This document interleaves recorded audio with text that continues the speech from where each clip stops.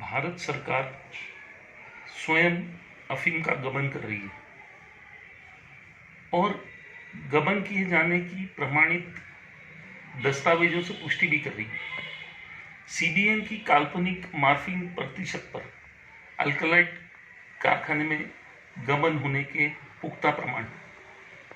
Morphine निकाले बिना ही भारत सरकार की नशीली अफीम लाइसेंस नीति और अफीम गबन में काल्पनिक मार्फिन का तड़का और अब अफीम उत्पादक कृषक भड़केंगे। इसके लिए कौन जिम्मेदार होगा? भारतीय अफीम उत्पादक कृषक। अवश्य ही अगर ये खुलासा हो जाए कि उनके ऊपर आरोप लगाया जाता है कि अफीम का गबन करते हैं, लेकिन गबन तो सीबीएन और अल्कलाइट कारखाना दोनों मिलकर करता है और इसके पुख्ता प्रमाण स्वयं भारत सरकार का केंद्रीय वित्त मंत्रालय नारकोटिक्स विभाग जारी करता है। यहाँ पर देखिए 2017, 18, 19 और 20 की जो अफीम नीति थी उसमें मार्फिन प्रतिशत को आधार दिया गया। 4.5 न्यूनतम औसत के लिए उन्होंने मापदंड तैयार किए और अधिकतम 5.9 प्रतिशत। 5.9% जो है वो अधिकतम उपज का निर्धारण है और 4.5 न्यूनतम है। लेकिन ऐसे कई बार बीच में आदेश आए गए कि 4% तक अफीम जो किसानों से ली जा रही है उसमें मार्फिन का औसत उपज न्यूनतम 4% रखा जाए। लेकिन यहाँ पर जो प्रक्रियाएं हैं वो सब जटिल होती जा रही हैं और गबन किए जाने के प्रमाणों को जग जाहिर कर रही है। आज वर्तमान में ग्लोबल वार्मिंग है। जब ग्लोबल वार्मिंग है तो अफीम में मॉइस्चर का प्रतिशत भी कम होना चाहिए। एक रिपोर्ट है 1937 की। उस रिपोर्ट में ये कहा गया है कि अफीम के अंदर मात्र 15% पानी और अन्य अवयव रहते हैं, अतः 85% अफीम रहती है और 15% वेस्टेज रहता है। उसको मान्य किया गया। लेकिन भारत सरकार जो है वो 30% जस्ट डबल कर चुकी है। वो पानी बताती है और 70% अच्छी अफीम गाढ़ता की अफीम बताती है।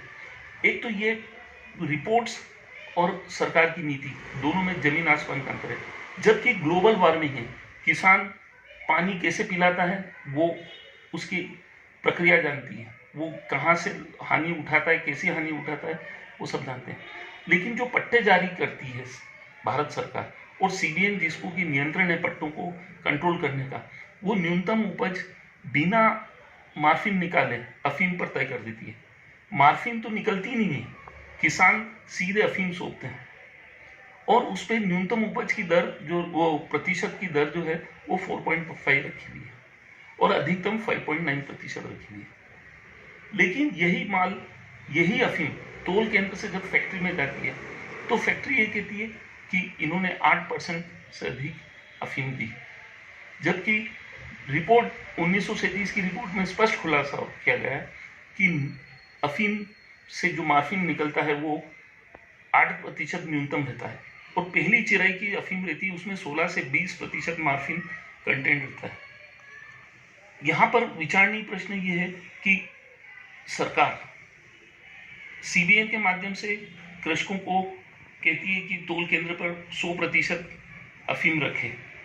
दस्तावेजों में वो 70% बताती, 30% दस्तावेज के बाहर ऊपर ही ऊपर गायब हो जाता है। लेकिन जब भुगतान करती तो 90% करती है। जब वो फैक्ट्री के अंदर आता है वही माल, फैक्ट्री के अंदर वो माल इंफीरियर हो जाता है। ऐसी कई रिपोर्टें हैं। देखिए ये उनके मापदंड हैं, ये सब तय कर रखे हैं उन्होंने। जबकि किसान अफीम देता है ना कि मार्फिन, और पट्टे जो होते हैं वो बिना मार्फिन निकाले अफीम के लिए लिए जाते हैं और दिए जाते हैं। तोल केंद्र पे किसान अफीम नहीं देता, अफीम ही देता है, मार्फिन नहीं देता है, उसको अफीम देने का अधिकार है। लेकिन अल्कलाइट कारखाने में किसान नहीं जाता है, अल्कलाइट कारखाने में सीबीएन द्वारा जो माल लिया जाता है वो भेजा जाता है। और आज देखिए 8% अफीम होने पर, 8% मार्फिन होने पर भी वो इंफीरियर अफीम हो जाती है। ऐसा क्यों? आज देखिए जो स्टॉक की गड़बड़ी है वो कहते हैं कि साहब हमारा बहुत स्टॉक पड़ा हुआ है, जबकि स्टॉक गबन का स्टॉक है। जब सरकार कहती है कि हमारी न्यूनतम मार्फिन की जो उपज है वो 4%, 4.5, 4.5% है, तो जो अल्कलाइड फैक्ट्री है वो 8% बताती है, 8% मार्फिन बताती है। तो स्टॉक कम होना चाहिए कि ज़्यादा होना चाहिए? स्टॉक तो नील होना चाहिए। तो ये गड़बड़ जो है वो गबन होने की आशंका को प्रमाणित करती है, और भारत सरकार इन दोनों एजेंसियों की जांच कराए और गबन को पकड़े और दोषी किसानों को निर्दोष साबित करे।